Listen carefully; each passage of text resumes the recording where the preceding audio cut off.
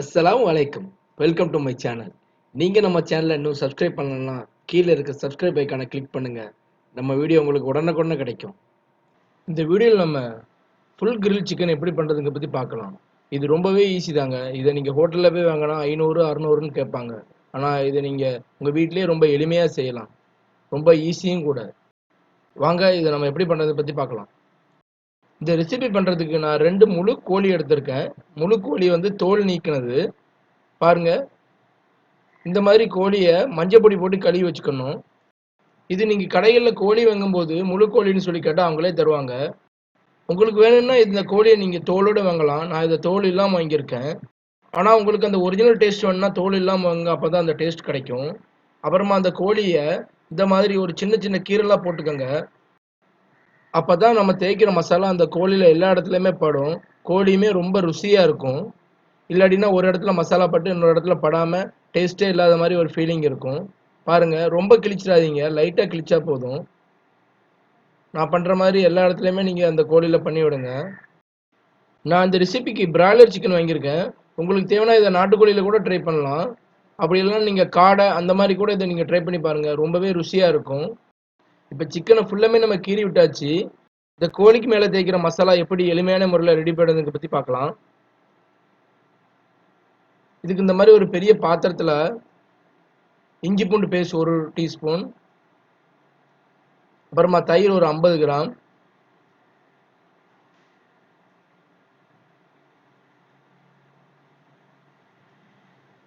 கொஞ்சம் காஷ்மீரி சில்லி, உங்களுக்கு காரம் ஜாஸ்தி தேவைன்னா கொஞ்சம் சில்லி ஜாஸ்தி ஆட் பண்ணிக்கோங்க. அப்புறமா pepper 1 tablespoon, garam masala 1 tablespoon,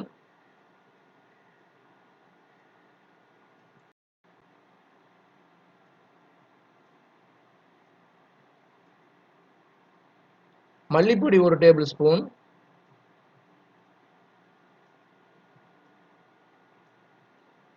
ஒரு சின்ன டீஸ்பூன் உப்பு,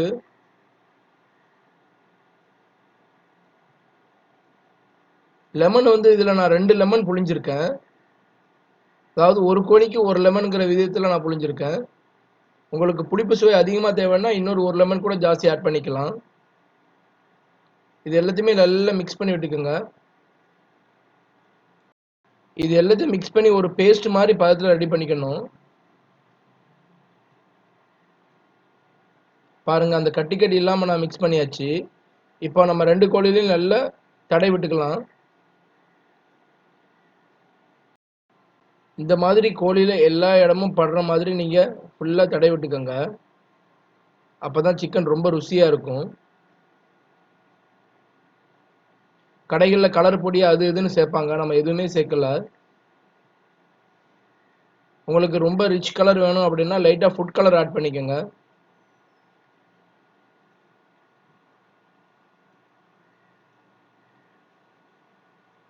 இப்போ நம்ம கோழி எல்லா இடத்துலையும் மசாலா தடவியாச்சு.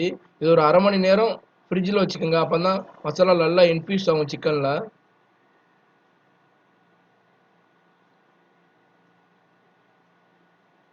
பாருங்க, மசாலா ஃபுல்லாக இன்ஃபியூஸ் ஆகிடுச்சு. இதை நான் ஒரு அலுமினியம் ஃபாயில் பேப்பர் வச்சு நான் க்ளோஸ் பண்ணுறேன். உங்களுக்கு தேவைன்னா நல்ல வாழை இலை இருந்தேன்னா, உங்கள் வீட்டில் பெரிய வாழை இலை இருந்தேன்னா நீங்கள் அதை வச்சு கூட கட்டிக்கோங்க. நீங்கள் வாழை இலை வச்சு கட்டும்போது ஒரு வாழை இலைக்கு பதிலாக 2 வாழை இலை வச்சு கட்டுங்க. அப்போ தான் வாழை இலை கிளியாமல் இருக்கும்.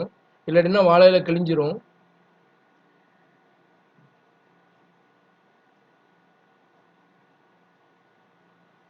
வாங்க 2 கோழியுமே மூடி வச்சுக்கலாம். இந்த மாதிரி ஃபுல் கவர் ஆகிற மாதிரி மூடி வச்சுக்கோங்க. இந்த அலுமினியம் ஃபாயில் பேப்பர் கடைகளில் கூட கிடைக்கும். நான் வீட்டிலே உள்ள அடுப்பில் கங்கு ரெடி பண்ணியிருக்கேன். பாருங்கள் எவ்வளோ அருமையாக இருக்குதுன்னு. இப்போ இதில் இந்த 2 கோழியையும் போட்டு ஒரு அரை மணிலேருந்து ஒரு 40-45 நிமிஷம் நீங்கள் வச்சுட்டிங்கன்னா ரொம்பவே அருமையான தந்தூரி சிக்கன் ரெடி ஆயிருங்க. இதை tandoori chicken, full grill chicken எல்லா பேர்லேயும் கடையில் வச்சு விற்கிறாங்க. இது உங்கள் வீட்டிலே ட்ரை பண்ணிங்கன்னா ரொம்ப ஹெல்த்தியாகவும் இருக்கும், ரேட்டும் கம்மி, அந்த டேஸ்ட் உங்களுக்கு அப்படியே கிடைக்குங்க மாறாமல்.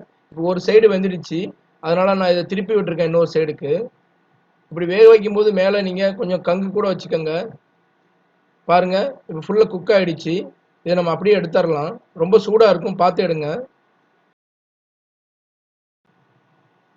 இப்போ இதை ஓபன் பண்ணி பார்க்கலாம். இதுல இருந்து பாருங்க எப்படி ஸ்டீம் வருதுன்னு.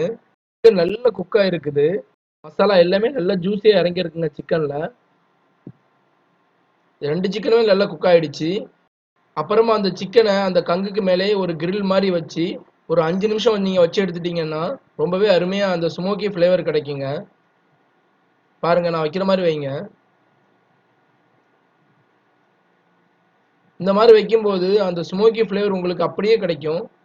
அந்த ஹோட்டல்ல சாப்பிட்ற டேஸ்ட் அப்படியே வந்துடும் சிக்கன்ல.